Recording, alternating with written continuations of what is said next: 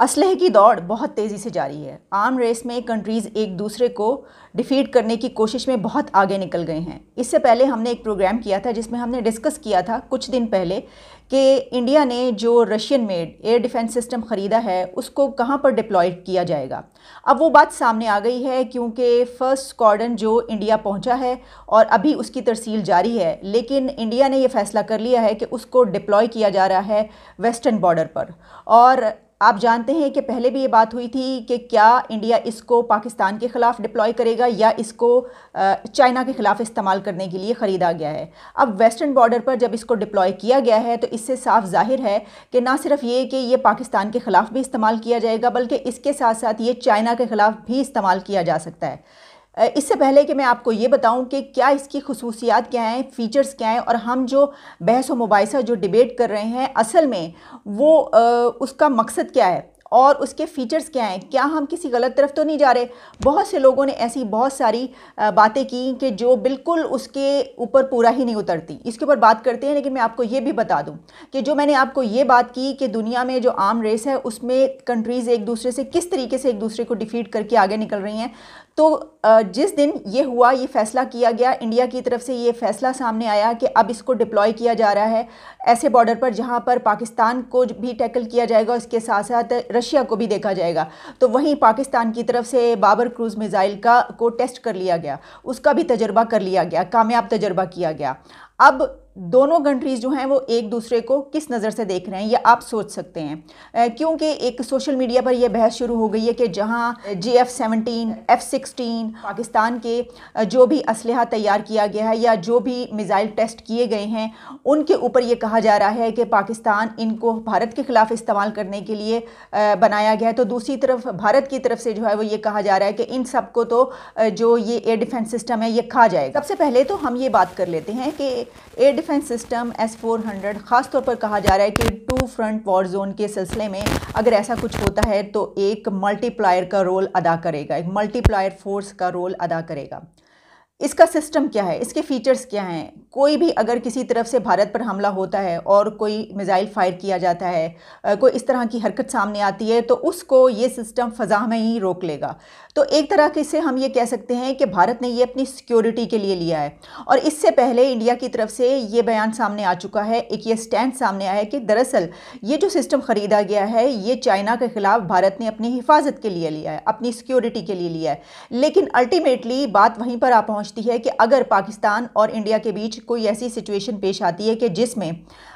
ऐसा कुछ होता है कि जंग की तरफ हम निकल जाते हैं, दोनों कंट्रीज़ उस पॉइंट पर आ जाते हैं कि जंग की सूरत हाल पैदा होती है। जिस तरह हम देखते हैं कि LOC पर तो बमबारी वक्तन फ़वक्तन होती रहती है, बेशक सीज़ फायर हो, बेशक बहुत ज़्यादा बातचीत हो जाए, कहा जाए कि अब कभी भी जंग नहीं होगी, इसके बावजूद ऐसा हो जाता है। तो अगर किसी ऐसे क्रूशल पॉइंट पर इंडिया और पाकिस्तान पहुँचते हैं तो फिर ये एयर डिफेंस सिस्टम इस तरीके से इस्तेमाल किया जाएगा कि अगर पाकिस्तान की तरफ से, क्योंकि भारत का ये कहना है कि जो अब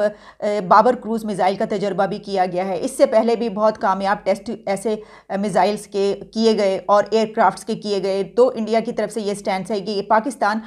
इंडिया पर हमला करने के लिए ये तमाम असलहा तैयार कर रहा है। तो अगर ऐसा कुछ किया जाता है जंग की सूरत में, पाकिस्तान की तरफ से कुछ ऐसा वहाँ पर फेंका जाता है, ऐसी सूरत में जो एयर डिफेंस सिस्टम है वो उसको रोक लेगा और फ़ज़ा में ही उसको मार गिराएगा या ख़त्म कर देगा या तबाह कर देगा। ये है उस सिस्टम का बेसिक फ़ीचर। तो इसको हम देख सकते हैं कि ये सिक्योरिटी के पर्पस से लिया गया है। लेकिन अगर हम सिर्फ इसी को नज़र में रखें और हम कहें कि इसका तो बेसिक फीचर ये है कि इंडिया ने अपने सिक्योरिटी के पर्पस से लिया है और इसका तो काम ही है कि अगर इंडिया पर हमला होगा चीन या पाकिस्तान की तरफ से तो वो उसको फ़ज़ा में रोक लेगा और कोई वहाँ पर मिज़ाइल अंदर नहीं गिर पाएगा और भारत में कोई तबाही नहीं हो सकेगी। लेकिन इसका एक और पॉइंट ऑफ व्यू भी है, यानी इसको एक और एंगल से भी देखा जा सकता है और वो ये है कि फ़र्ज़ कीजिए अगर कोई ऐसी सिचुएशन आती है इस रीजन में और भारत की तरफ से अगर पाकिस्तान पर हमला किया जाता है तो भारत तो वहाँ से हमला कर पाएगा और अपना जो मिज़ाइल्स हैं या जो भी असलहा वो इस्तेमाल करेगा उसके ज़रिए पाकिस्तान को निशाना बना सकता है। लेकिन अगर जवाबन यानी अगर पाकिस्तान उसको टैकल करने के लिए इस तरफ से कोई मिज़ाइल उस तरफ फेंकने की कोशिश करेगा तो उसको एयर डिफेंस सिस्टम रोक लेगा। तो इस सिचुएशन में आप कह सकते हैं कि ताकत का तवाज़ुन जो है वो बिगड़ गया है, बैलेंस। लेकिन मैं ये समझती हूँ कि सिर्फ किसी इस रीजन का नहीं, सिर्फ पाकिस्तान का, इंडिया का या चाइना के बीच बैलेंस जो है वो इम्बैलेंस नहीं हुआ, बल्कि ये दुनिया में ताकत का तवाज़ुन बिगड़ रहा है। ये दुनिया के लिए ख़तरा है, ये इस पूरी, आप समझ लीजिए, इस पूरे प्लैनेट के लिए ख़तरा है। ये जिस तरफ हम निकल के जा रहे हैं, जो कुछ हम कर रहे हैं, जिस तरीके से कंट्रीज़ आर्म रेस में आगे बढ़ रही हैं, जिस तरीके से कंट्रीज़ असलहा ख़रीद रही हैं, अपने मिसाइल एक के बाद एक टेस्ट हो रहा है, दूसरी तरफ एयर डिफेंस सिस्टम ख़रीदे जा रहे हैं, ये हम उस पॉइंट पर पहुंच रहे हैं जहां पर इस पूरी दुनिया को बहुत शदीद ख़तरात लाहक हैं। और मेरा ये ख्याल है कि बजाय इसके कि हम इस डिबेट में पढ़ें, हम ये बहस करें कि भारत को इससे कितना ख़तरा है या पाकिस्तान को इससे कितना ख़तरा है, या भारत ने ये पाकिस्तान के ख़िलाफ़ इस्तेमाल करने के लिए वहाँ पर डिप्लॉय किया है एक ऐसे बॉर्डर पर जहाँ पर पाकिस्तान को टैकल किया जा सके, या पाकिस्तान ने बाबर मिसाइल जो है, बाबर क्रूज़ का जो टेस्ट किया है वो इसलिए किया है ताकि वो भारत पर हमला कर सके, या चीन को से हिफाजत के लिए भारत ने किया है। इसके बजाय हमें ये इस बहस में पढ़ना चाहिए कि ये जो कुछ हो रहा है और जिस तरीके से हम असलहे की दौड़ में पड़ गए हैं, जिस तरीके से आर्म रेस इतनी तेज़ी से जारी है कि अब तो लगता है कि पूरी दुनिया एक असलहे का ढेर बन चुकी है। तो इस सिचुएशन में इस प्लैनेट का क्या फ्यूचर है? ये जिसको हम कहते हैं ग्लोबल विलेज, ये ग्लोबल विलेज इस वक्त एक बम की सूरत इख्तियार कर चुका है कि बस एक तीली जलने की देर है और सब कुछ तबाह हो जाएगा। एक तीली लगने की देर है, सब कुछ फट जाएगा और फिर जो असलहा एक दूसरे की तरफ चलेगा वो इस दुनिया को तबाह कर देगा। तो बजाय इसके कि मेरा ख्याल है कि हमारा जो पॉइंट ऑफ व्यू इस वक्त बात करने का मैं देख रही थी सबका है, वो सिर्फ ये है कि भारत, इंडिया, चाइना, हम कंट्रीज़ को इस तरीके से देख रहे हैं कि देखो उसने हमारे ख़िलाफ़ ये बना लिया, देखो उसने हमारे ख़िलाफ़ ये कर लिया। पाकिस्तान की तरफ से मैं देख रही थी सोशल मीडिया पर ये आ रहा था कि जिस दिन इंडिया ने ये किया है उसी दिन पाकिस्तान की तरफ से एक बहुत बड़ा फ़ैसला ये किया गया कि बाबर क्रूज़ मिसाइल का तजुर्बा कर लिया गया। तो इसका मतलब ये हुआ कि हमने भी मुंह तोड़ जवाब उनको दिया है। तो दूसरी तरफ भारत की तरफ से मैंने देखा सोशल मीडिया पर ये लिखा जा रहा था कि ओहो, तुम्हारे जो GF-17 थंडर हैं, F-16 हैं, ये जो बाबर क्रूज़ मिसाइल है, इसको तो जो रशिया से हमने ख़रीदा है डिफेंस सिस्टम वो खा जाएगा, वो तो एक लंच में खाएगा, डिनर में खाएगा। इस तरह के नज़र आ रहे थे ये चीज़ें। बजाय इसके असल में तो हमें ये डिबेट करना चाहिए, असल में तो हमें ये देखना चाहिए कि इस वक्त दुनिया किस तरफ जा रही है, इसका मुस्तकबिल क्या है। इस दौड़ के बाद आपका क्या ख्याल है कि ये असलहा हमेशा ऐसे ही पड़ा रहेगा?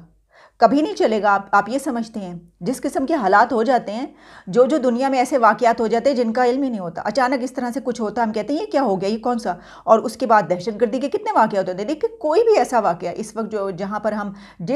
आप समझ लीजिए कि हम एक ऐसे असलहे के ढेर पर खड़े हैं कि जिसमें किसी के शरारत करने की या तीली फेंकने की देर है, यूँ फटेगा सब कुछ और उड़ेगा कि पूरा प्लैनेट तबाह हो जाएगा।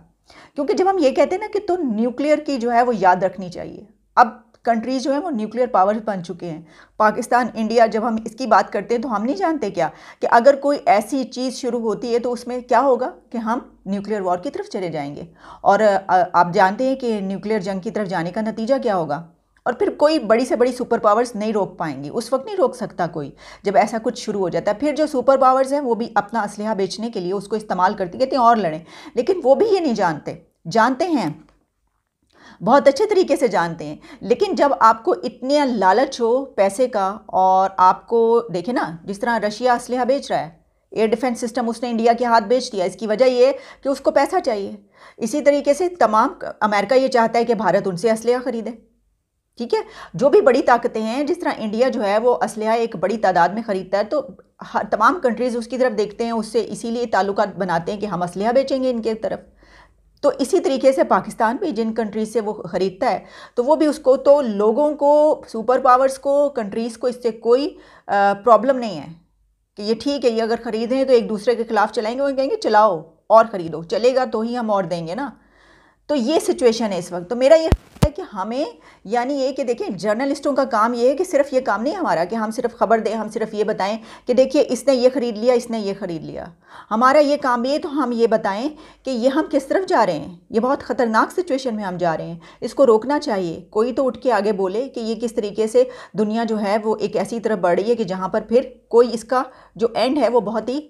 ख़तरनाक है। वो फिर तबाही के अलावा कुछ नहीं होगा। चलिए, मैं इस वक्त अभी इतना ही कहना चाहती हूँ, क्योंकि इससे पहले हमने इसके ऊपर काफ़ी बात कर ली है और मैंने आपको बता दिया, ये तो जो उसके फीचर्स हैं वो तो हम उस पर पहले ही बात कर चुके हैं। देखिए, वो जो है एक सिक्योरिटी सिस्टम है जो कि दूसरी तरफ से आने वाले कोई किसी भी ऐसे मिसाइल या हमले को रोक लेगा और उसको नहीं होने देगा। लेकिन दूसरी तरफ वो जो एक बात की जाती है कि ये हमला रोकने के बाद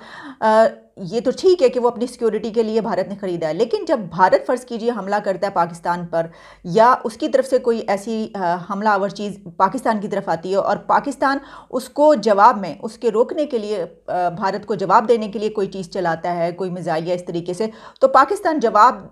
जब देगा तो उसको भारत के पास रोकने का और टैकल करने का तरीका मौजूद है। तो कहने का मकसद ये है कि वो तो दूसरी जगह पर, यानी ये कि यहाँ पर तबाही कर सकता है, लेकिन उसकी तरफ तबाही रोकने के लिए अब उसके पास ये असलहा मौजूद है या ये एयर डिफेंस सिस्टम मौजूद है। तो इस तरीके से ये बात सही है कि जो भारत है इस वक्त वो बढ़तरी में है, और पाकिस्तान पे अगर इस हवाले से फ़र्ज़ कीजिए भारत को बढ़तरी हासिल हुई है तो चाइना से वो बिल्कुल तवाज़ुन में आ गया है, क्योंकि चाइना के पास पहले ही ये सिस्टम मौजूद है। लेकिन एक और बात at the end of this video मैं आपको बताती चलूँ कि